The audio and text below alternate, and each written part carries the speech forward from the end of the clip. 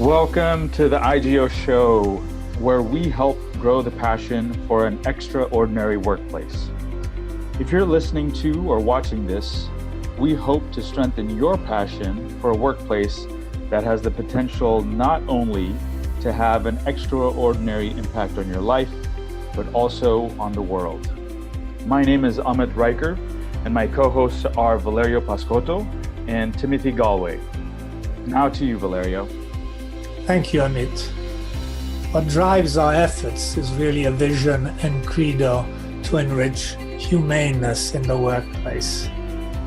For that, we interview thought leaders who have been inspired by values of compassion, empathy, and modeling to share their discoveries, challenges, and successes. Really, there is no time like now to change the tide, from hateful divisiveness to seeking similarities, from the myth of the genius to the wisdom of humankind, and from the fears of the primitive brain to the wonder of generosity and warmth.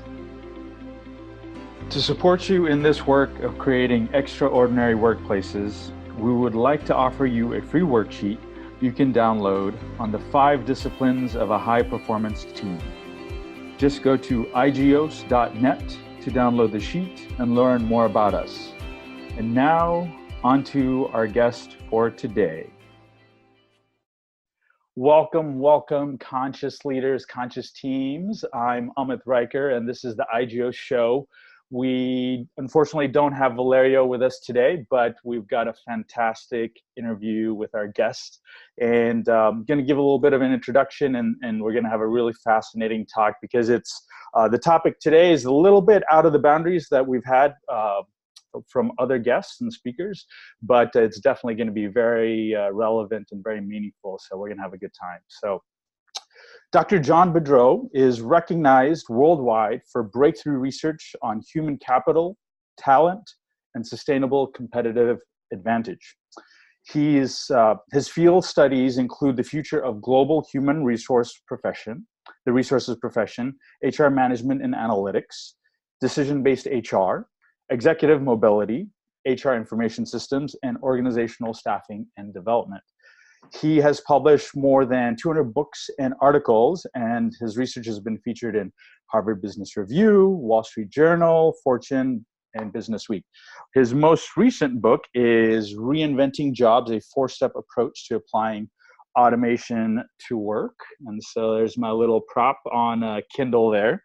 And so he serves as a research director for University of Southern California Center for Effective Organizations, and is also a professor there at the Management and Organization at the Marshall School of Business.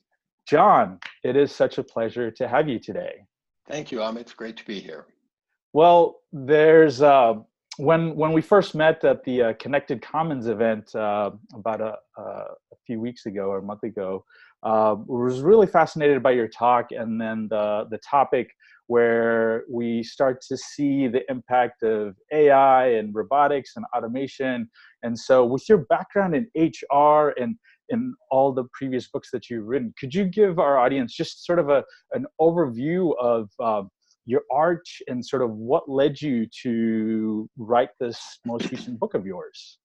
Well, thank you. Again, great to be here, and hello to your audience. When I started, so I had an interest in the world of work really fairly early for me in undergraduate school. And I didn't really know it for a while. I was just kind of fascinated with some of the things that were going on as I learned them. At that time, there was a great deal about empowering teams, this new Japanese model of work, the idea of getting rid of the rules, letting people actually stop an assembly line or submit their own ideas, etc. So that was kind of what I grew up on when I was in school. And it really, among all the things I was studying, it really quite fascinated me. So I went on and got a PhD and was fortunate enough to get a job at Cornell University and get tenure there. And that was my first 22-year career. And about at the end of that, I was actually working with the Navy, and the admiral I was working with, we were having a beer, and I was talking about the fact that my father had been in the Navy. And it was kind of neat that I could call him and say, I'm training wing commanders and carrier captains and that sort of thing. And he said, well, tell me again why you got into this. And I realized that that all throughout my life, I kind of admired my father as sort of a regular worker. He fixed IBM computers when they were room-sized machines, and just had this wonderful craft to his work where he and his team could pull apart the ceilings and the walls and the floors and go through all those wires and find a problem. And IBM was a great company, but we talk about the various issues that were coming up. And he, it's a great company. I still benefit from it. They paid for part of my school. But he said, sometimes I wish my manager knew certain things that we know, or like how motivated we'd be if they just take us out to dinner when we do a big job or something like that. So that I realized was really my motivation for getting up every day, was that there were lots of people like my dad, and that if I could make a small, humble contribution to maybe making the workplace better or clearer or more aligned, that was really what I was thinking of when I got to work. So that kind of led to the things I was interested in. I started out studying how to measure the payoff to human resource investments like staffing and training, et cetera, and developed some formulas for researchers on how to do that.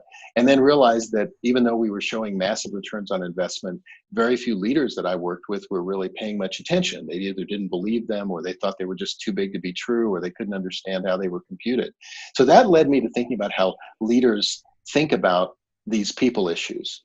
And that in turn led to writing some books about how to think more about people the way we might think about resources where leaders are more deeply trained, like money, technology, et cetera, and retooling some of this HR stuff to look more like a business decision and use business models, like a marketing model for how we reward people. We see it now, a consumer experience model for the employee experience, that sort of thing. And that sort of naturally led to my collaboration with Ravin Jesuthasan at Willis Towers Watson, who is has a finance background, is a certified financial advisor, was working in an organization doing lots of numbers about pay, et cetera. And we got to thinking there were some principles underneath all that leaders could follow, and that are similar to what they'd follow with other resources. Risk as a potential benefit, segmentation. You don't treat everyone equally the same way you don't treat customers equally. And so as Ravin and I got to working, we wrote one book about principles, and then we began to sort of see the emergence of this idea of a fluid workforce, and that was lead the work, and the idea that your work may be done by people who aren't your regular employees, and all the implications of that for how we think about work and HR, and especially in a world where work is often defined as having a job and having an employment contract. And in the course of doing that book, we sort of concluded that the only way to see the pattern was to take apart the job. We called it deconstruct the work. And it was only at the level of the tasks that you could really see what might be done by a freelancer, a gig worker, a contractor, et cetera. And that it wasn't so much a matter of work being of a full-time regular worker having a contractor substitute for them. It was a lot more nuanced than that, where you might have a part of the work done by volunteers, a part of the work done by gig workers. And so that deconstruction idea carried us forward. And we said, well, the next logical step would be to consider automated work. I was talking with someone from Cisco that was at Connected Commons, and I just love this way of putting it. They were kind enough to tell me about a gathering where they're going to talk about the future of putting what they call carbon-based intelligence, I guess that would be people, together with silicon-based intelligence, and I guess that would be machines and robotics and that sort of thing. Wow. And so the idea was that lead the work now, I'll say, was kind of written from the standpoint of how to engage carbon-based workers. And then we realized there was this whole other way of getting work done, but many of the principles of deconstructing the work and the fact that it was a nuanced solution, it was almost never that a robot replaced a human or something like that. All of those things applied as well to the world of work and automation and how to optimize it. And so that's what led to the book you showed, which is Reinventing Jobs. Wow, what a fascinating journey. And I think that was one of the really interesting things in your presentation when I saw you speak was there's a lot of talk about, AI, robotics, we need to pay attention to that. And I feel like there's still, there's a group of people who are really looking at it deep and hard, and another group who are like just continuing to push it aside. And what I really appreciated about your work that you really were bringing out that it's not black and white, right? And Could you tell us a little bit about that? You talked about asking deeper questions than the surface level of, are robots going to replace our jobs? And what does that mean in terms of being a really, engaged leader, a conscious leader, a conscious company? Yeah, well, thanks for asking. So I do think it has some pretty significant implications for leadership. And as you pointed out, let me clarify, it isn't a matter of the fact that all work is going to get automated, or that every job is going to be deeply affected immediately by automation. So leaders have a chance to begin to think about this now in an effort to get ahead of the curve in a way. There's certainly a good deal of work and work that's contained in jobs today that is where automation's already having and is going to have a pretty disruptive effect. And those are areas where leaders need to start paying attention. And I think they need a framework for thinking about what is their position, what is their vision, what is their personal position on this idea of how we optimize humans and work, because there are a lot of choices. It's also a change that's almost certainly going to affect virtually every leader going forward. It's already it's one of those things like upgrading technology. Every day, automation can affect a little bit more of almost every job. And over time, you reach that point where the upgrades have moved so far that you need to get a new phone or a new computer or a new automobile if you're going to keep up. And so it's keeping an eye on those upgrades is one of the most important things that I think leaders and workers can do. And again, it's difficult when you're trying to cut through the hype and having people say, look at all these jobs that are going to go away. I think it's easier if you can step back and use kind of a set of steps to think about, okay, where is this likely to have the biggest effect? How do I get beyond the hype and think in terms of the task, not necessarily the jobs, et cetera? It's a good opportunity also, I think, to apply leadership skills to one of the many things that's changing fast. And automation is as good an example as any for leaders to step back and say, how am I going to prepare to think and act in a way that is, let's say, systematic and rigorous, and not be overreactive. And that could apply to almost everything. But it's in the framework that we developed, we were thinking about leaders responding to this automation idea. So speaking of the framework, you present this sort of 4-part framework in the book. Mm-hmm. Could you give our audience just a sense of what those 4 parts are that leaders or teams can really be paying attention to in the context of your book? Yeah, so thank you for asking. Ravin and I had an idea about writing the book because we could see these evolutionary changes in automation and work, and to overcharacterize a little, we could see that a lot of the debate was kind of about how many jobs will be replaced by robots, or how long will it be before your job goes away, that kind of thing. And we could tell from the research and our own work that was not really the right question, with all due respect. It was a much more nuanced question.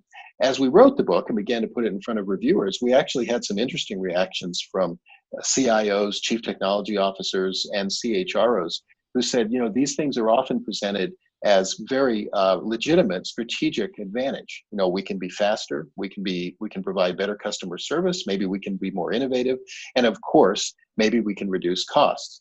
And a couple of the chief technology officers said, the issue here is that these things get analyzed at that level. Here's automation, and when we look at its potential, we can see that it could reduce our cost by 40%, it could increase our speed by double, et cetera. And then they hand it over to someone like a chief technology officer or someone like that and say, make it so. And what they encounter then is the human element. And the idea of the reality is in, well, how do we combine this automation with people who are already doing some kind of work? It's almost always, that question is fundamental. So we stepped back and we said, okay, what would be the steps? And as I said, step 1 would be this idea of looking at the work that you have in your organization. And first of all, I guess, in general, determining where is automation likely to have the most pivotal effect. And then looking beyond the job and pulling those jobs apart so that you can see the subtasks, et cetera. So if you think about a bank teller, one of my favorite examples is that there are more bank tellers today than there were when the automatic teller machine was introduced 50 years ago. And on the 50th anniversary last year, there was a lot of analysis of that, and some very good economists looked at it. And it turns out that's what's happened with tellers is not that the automatic teller machine created a branch bank with no people in it, but the automatic teller machine has taken parts of the teller task that are very automatable, counting money, handing money to the person, verifying account balances, etc. And indeed, those really don't need a human available to help you with. On the other hand, there's lots of other work that tellers have always done, recommending products, helping a customer understand, whatever processes, etc. And those things not only remain with human tellers, but they've actually been augmented. So the first step in the teller example then would be to say, it isn't as simple as saying, how many tellers will I let go when I put in the ATM?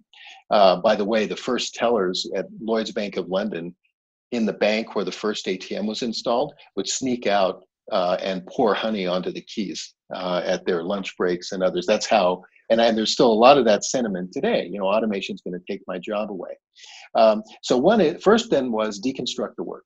So we take the teller job and we say, okay, here are the tasks that a teller does: counting money, checking account balances, etc. But then also recommending products, inventing new products, helping customers understand processes, dealing with customer conflict or issues, etc. And obviously they run a continuum with so the next part of that first step, you deconstruct the work, is to say what tasks are compatible with automation. Mm-hmm. And roughly speaking, the more repetitive, the more physical, and the more independent a task is, the more likely that it might be a target for automation. And at the other end of the extreme, the less likely it is. And work usually has mixtures of tasks, some of which will fall on the side of very automatable, others will fall on the side of never automatable, and then there'll be some things in the middle, which is usually where the nuance occurs. So that's step one. Take the job, deconstruct it into its tasks, and begin to think about where do those tasks fall in terms of their automation compatibility. Okay, now, second step, now you've got the tasks laid out, is to think about what I call the return on improved performance. So think about it this way. There are some tasks where the economic return is all about not making mistakes. So if you think about, someone who arranges the currency in a very good order, so at one level of the stream is you either give them the right amount of currency or you don't. Mm-hmm. And so we need to correct it if you're screwing that up. Right. And we get to a place where you're always giving them the right currency. Now, you may say, but I want to be excellent at this task. And I want to make sure that the currency is in exactly the right order and it's all nicely lined up and it's handed to them. And you say, you're not adding value beyond that point now. We've gotten you to the maximum value, which is get the right amount of currency in their hands. And as much as you're fascinated with being excellent at handing them currency, there really isn't a lot of value there. Well, that's a clue about what is it that the automation needs to do. The automation needs to get us to where people don't, or where there aren't mistakes in handing the cash to the customer. And after that, it's not really a big payoff. On the other hand, dealing with a customer's anger about some kind of service. Well, that one almost goes high value all the way to the far end of the performance distribution. So yes, at the bottom end, you don't want to make mistakes. You don't want to say things you shouldn't say or give information that's wrong. But even after we correct the mistakes, there's a wide range of performance and there's still a lot of added value. So it turns out there's 3 or 4 curves like that. There's a flat curve that's about getting rid of mistakes, or a downward curve on the left. Then there's a curve that is really flat, which means people do this in different ways, but it doesn't really change the value very much. So maybe we need to make it more uniform. That's a very different automation equation, is we want to just take the variance out, because even though everybody does it differently, nobody is really adding any value in that differentiation.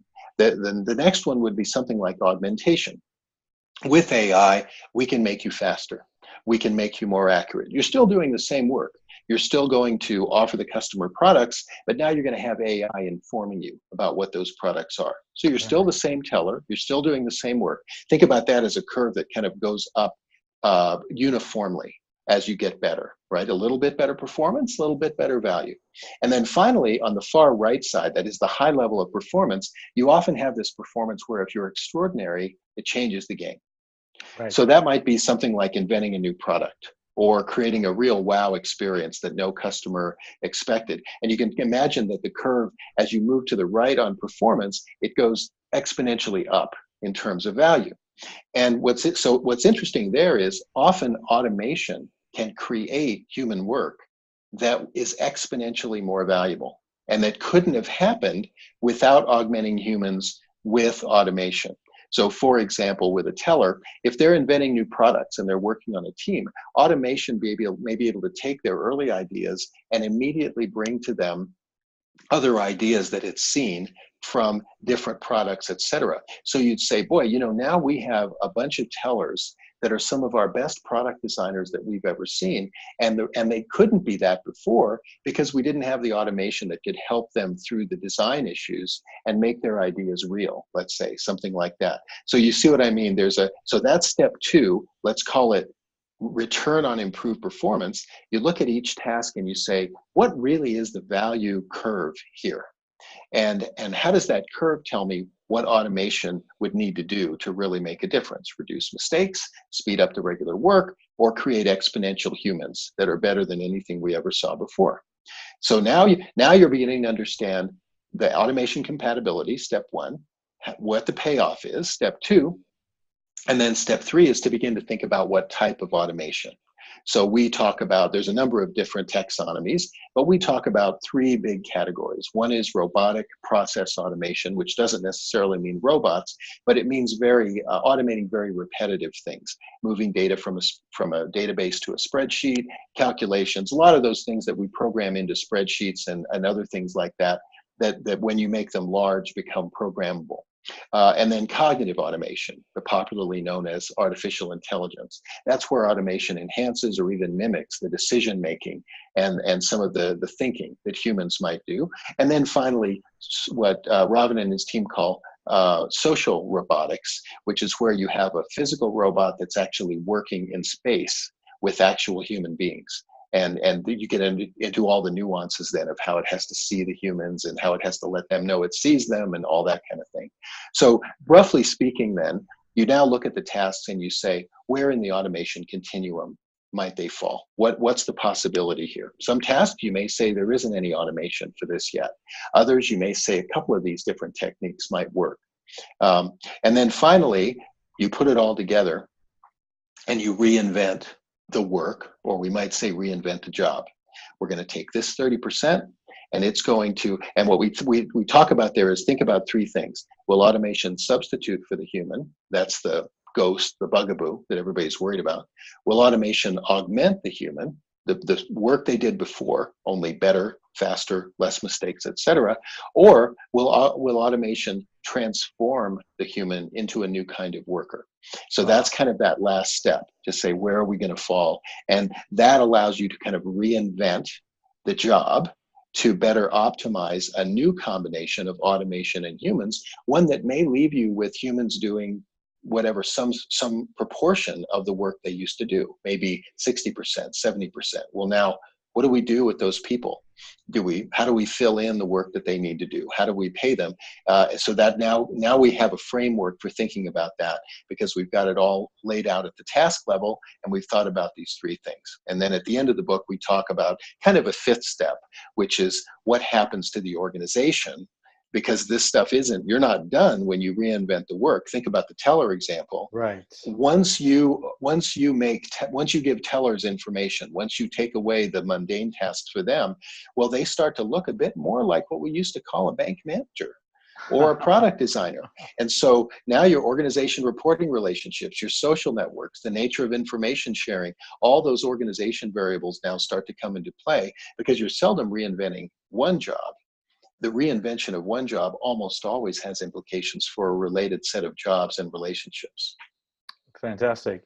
What I really love and appreciate is the sort of richness and complexity of the different possible scenarios, and in the context of sort of our audiences in thinking about conscious teams, conscious leaders, conscious companies, there's a sort of a very different sense of awareness and consciousness with these other variables and factors. Could you speak to that in terms of You talk about in the book about how it's really important that the teams and leaders have to be able to evolve and collaborate. And with IGEOS, with the workshops that we provide, collaboration is one of the core components, if we're going to be performing at a high level. So tell us how leaders, teams need to be collaborating, or what should they be paying attention to as they collaborate? So the idea of collaboration, I think you're absolutely right, is really quite fundamental.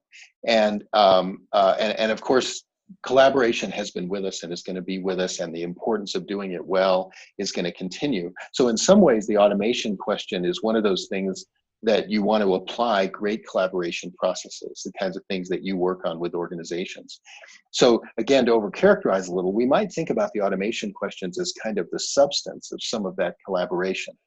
So for example, and what I would like to imagine is that the framework we've developed in the book, after it's been improved and developed by other people working with it, might become a guide for a dialogue about this.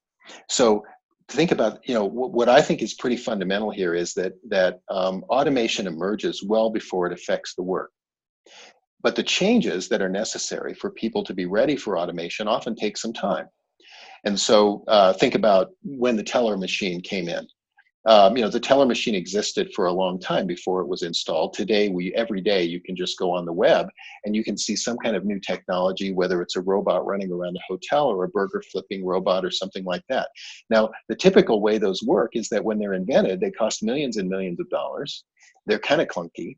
And if you were to buy the hamburger that the burger flipping robot made, you'd have to pay $10,000 for it because it's just not economically feasible. Now, one way leaders can react is to go, oh, good, I don't have to deal with this. The burger flipping robot is not replacing my workers, so I don't have to deal with this. I'll deal with it when the robot is ready to be installed. Well, at that point, your workers don't have nearly the options they would have had if you had started talking with them when you all saw that robot get invented. Right. Once it's invented, it's virtually certain that it's going to become less costly, more efficient, et cetera. So I think we could pretty easily predict that if we see a hamburger flipping robot, probably the hamburger flippers are going to be affected by it. And let's start the dialogue then. Now, how do we have that dialogue? Well, of course, this is a threatening thing. And most of the research shows that many people are quite scared of automation. They support government regulations that would limit automation only to dangerous tasks. They worry that companies will use automation to take away their work. And I think that's a challenge for leaders, because as we've seen, automation doesn't always, but it can lead to really more rewarding, safer, interesting work. However, that kind of evolution takes time, and it requires collaboration between workers and leaders, et cetera. So I'd like to imagine that leaders and workers might use the framework in the book or something like it to say, we're going to have a perpetual conversation about how your work is perpetually upgraded. Most days, most months, we'll have this discussion and we'll go, it hasn't changed very much. I get it. AI is doing a little bit more, something like that. But there's going to come a point where they're going to go, look, this robot's coming. And in 3 months, we're installing the robots. Well, right. I'd love it if leaders and workers could say, we're ready for that. We've been talking about that for a year. I've already got the skills to program the robot. I've already got the skills to work alongside, to train that robot. The tellers, I've already got the skills to use AI to be a superhuman product recommender. And you've given me the opportunity to get ready for that. That's the kind of leadership and collaboration and consciousness that I would love to see organizations enable in their people and in their leaders. And I think organizations that win are going to figure out a way to do that. Oh, I love that.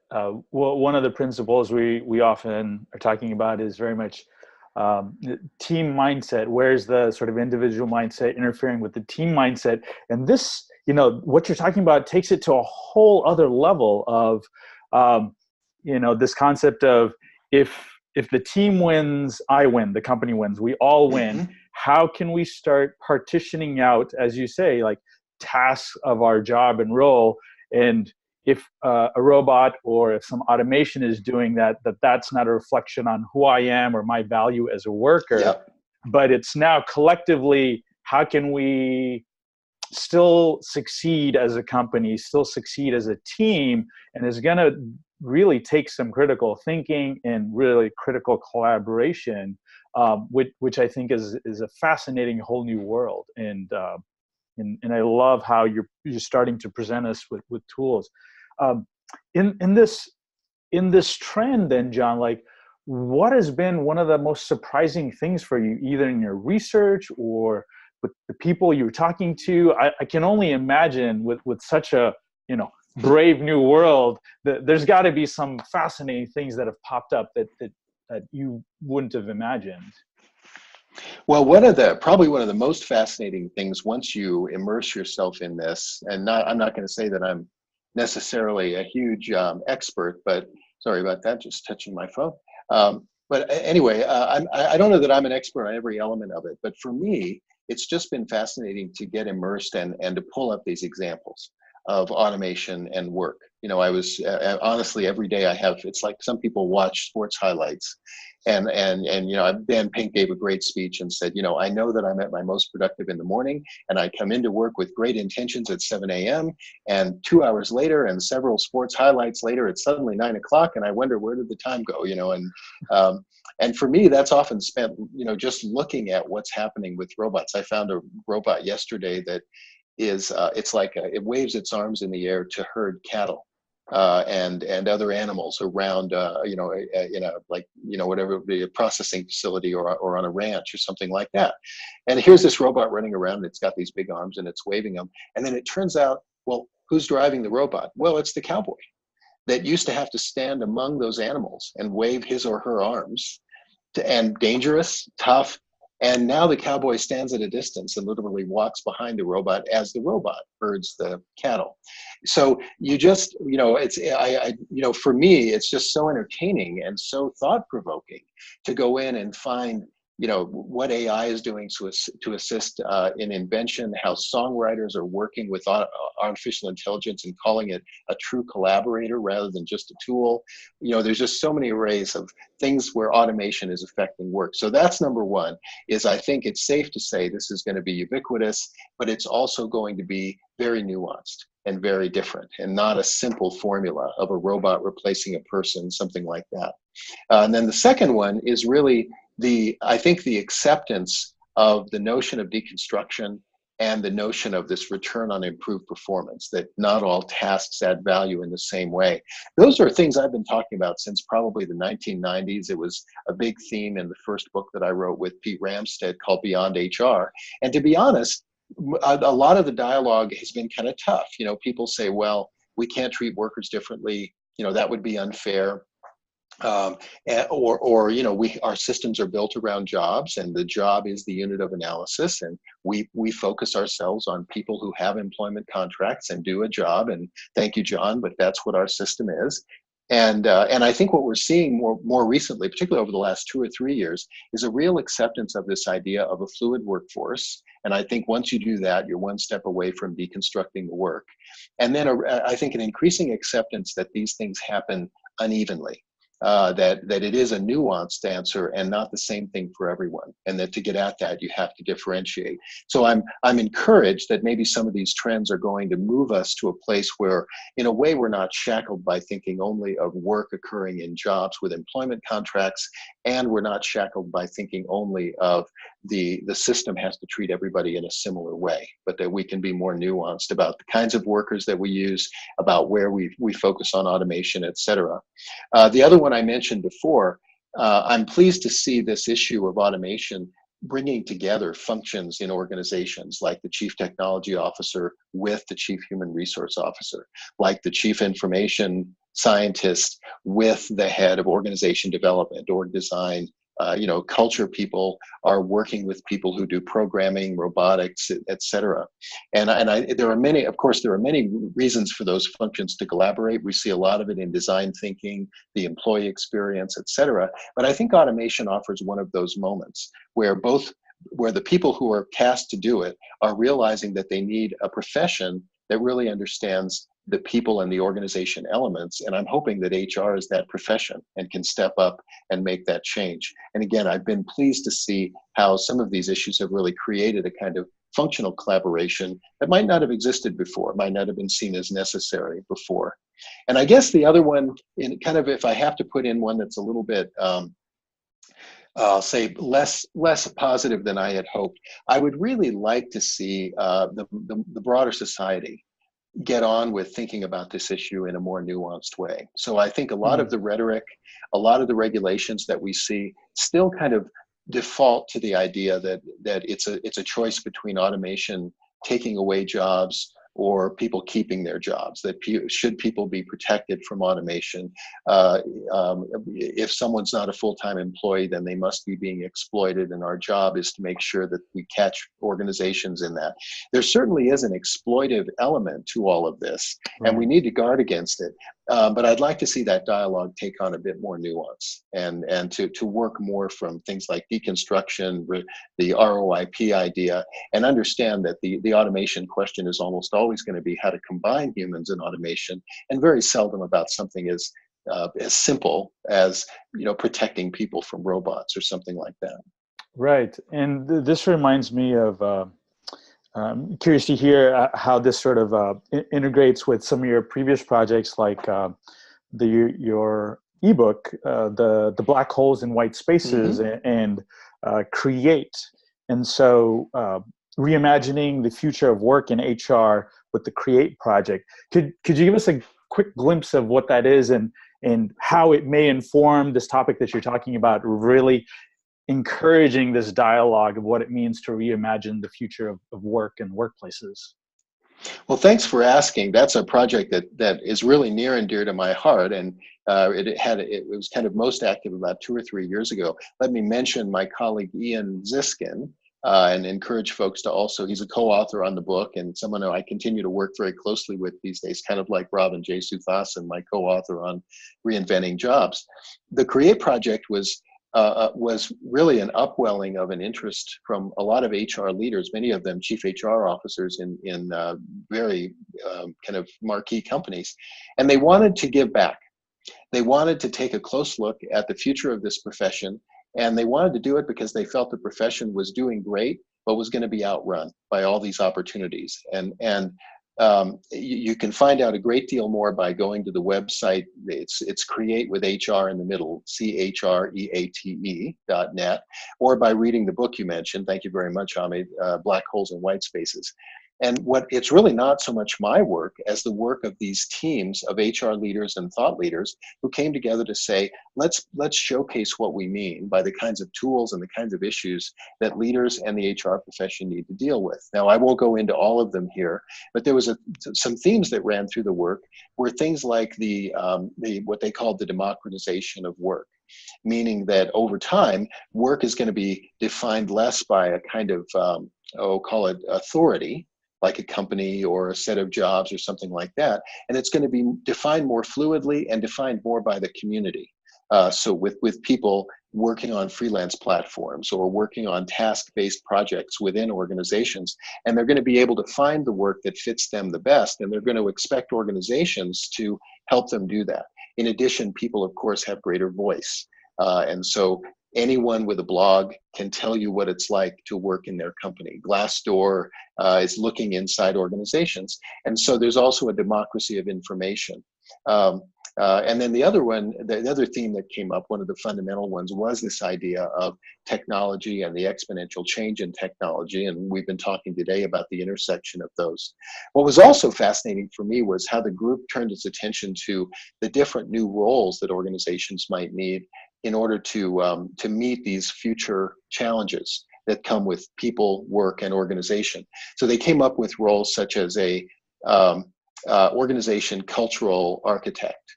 And the idea there was that since there are often 50 or 100 different cultures in organizations, the idea isn't so much how to have one culture, but it's how to get 50 or 100 cultures working together. So that, the finance people have a different culture than the sales people, just to take one example. People in one region may have a different culture than people in another region. And this architecture idea prompted us to all think about, maybe we should be recruiting in architecture schools and saying to the architects of the world, if you want to really change the world, it's great that you want to build buildings and all that sort of thing, but imagine the riddles you could solve if you thought of cultures and subcultures as architectural elements. They came up with similar things about things like HR analytics, which evolves to be not so much the analysis, but someone who can spot trends, someone who can story tell, and to be sure, someone that can bring data to bear to tell the compelling stories that organization leaders and their constituents like investors need to hear, so that we understand how to invest in people, how to create a workplace that's best suited for the future. So it was really quite a wonderful thing to, facilitate, in a way, in my humble contribution, this group of people that were just having such great thoughts. And thank you for mentioning the book. You can read more about it in Black Holes and White Spaces. And you'll certainly see some of the things we talked about today with automation, but you'll also see a much broader set of things for leaders and HR leaders to think about. I love it. For the audience, we'll be sure to include a link to that, and that the book is also it's a free download, so it's a free ebook, and right. Really fascinating, quite a collaborative project right there, and reimagining, as the subtitle so aptly describes, reimagining the future of work in HR. So, John, I'd love to just keep talking. This is just a fascinating dynamic and field. But as we're wrapping up our time here, what are some final thoughts that you'd like to leave with the audience, with conscious leaders, conscious teams, as things that they can be paying attention to and sort of moving forward with applying or integrating some of the things that you've been presenting to us? Well, I think that, we've mentioned a lot of them, and thank you, Amit, for being a great interviewer. I think the one, we touched on this idea of the continuum between exploitive and I'm going to call it empowering. And you think about the difference for a bank teller where the deal is we're going to put in a teller machine and you're going to lose your job and we're sorry, but you're gone. And that feels a bit exploitive, even though it may be done in a humane way. But somehow you'd want to say we'd like to consciously include those workers somehow. And then on the other end, there's a real empowering element to this, where workers are informed about the future trends that are coming, where they prepare themselves with the skills and the other capabilities that are needed. And these former tellers end up being super tellers, and they're paid many times more, and they're making greater contributions. And that's a real empowering element of this. It's democratic. People find their own path. Careers can span across organizations. Very different from an exploitive world where we say everybody holds automation as a secret. You don't hear about it until it's going to take away your job. So I think there's a real leadership choice here to say what is going to be our position on some of these issues. To take one question, I think one question is, would you slow the pace of automation to give your workers a chance to catch up? And it may not require slowing it up, but it kind of goes to the question of what are the priorities here? What kind of an organization do we want to be? And you can imagine in the future, would you rather work for an organization that says, look, we're going to do what it takes to get you qualified if you're willing to make reasonable efforts. And that may mean we slow automation down just to give you that little extra time to get ready. Or you can go work for a company that's going to say, sorry, you're not ready, you're out. And so I think there may be some real interesting leadership discussions and leadership choices coming as people use this framework to get at a much deeper question, which is what are our values about the optimal combination of humans and automation and the optimum way to approach that evolution. Wow, John, thank you. I got goosebumps with that. It's just fascinating to see add a whole other context and lens behind this topic and make it very grounded and real, and also tangible, that we can that you've so put it, like we can start talking about this, we can start making it relevant and real, and not just AI, the robots are coming to get us. And right. More, we're like, we're human. We've got a team, we've got a community, we've got an impact we're looking to make. So this has just been really fantastic. So, John, if people wanted to learn more about your work or find out about your work, your book, where can they go to find out more? Well, you've mentioned a couple of good things. You've obviously got the Amazon links to Reinventing Jobs and Black Holes and White Spaces. I mentioned create.net. I've also got a personal web page, drjohnboudreau.com, like drjohnboudreau.com. And that's where I try to keep updated the blogs and the videos and the other things and the books that I'm doing. I have some wonderful help from an assistant of mine, so it's much better than I could do myself. And that's a great place for people to go if they just want to sort of get a quick look at what have I been writing lately. And I'm trying to organize them in terms of these topics around reinventing jobs, beyond HR, the create work, etc. So that might be the one. If they want to get a start, with all due modesty aside, so to speak, I might just give a quick plug for my website and have them start there. Absolutely. And we're happy to share that. We'll include those links as well. And it's all about, in very much the spirit, embracing a very abundance mindset of we all need to be involved with this, if we're going to be thriving and wanting to create the impact that we want to create. And thank you for your piece in it and helping to shift that. So thank you for being with us today, John. Thank you. I enjoyed it. Wonderful. Conscious leaders, conscious teams, thank you for joining us for another fantastic guest and show. So I'm Amit Riker with the IGEOS show, and we'll be continuing these conversations to help create conscious leaders, conscious teams, and ultimately a conscious company to create the world. So we'll be talking to you next time. Cheers. Thank you for joining us today. We have many more exciting thought leaders to come on this show. If you enjoyed this interview, please click the like button and also subscribe so that you can stay tuned to learn from other powerful thought leaders in future shows. We would also appreciate your comments and feedback on the show, as well as who else you would like to hear from. And don't forget to visit our site, IGEOS.net, to download the free worksheet on the 5 disciplines of a high-performance team. See you next time.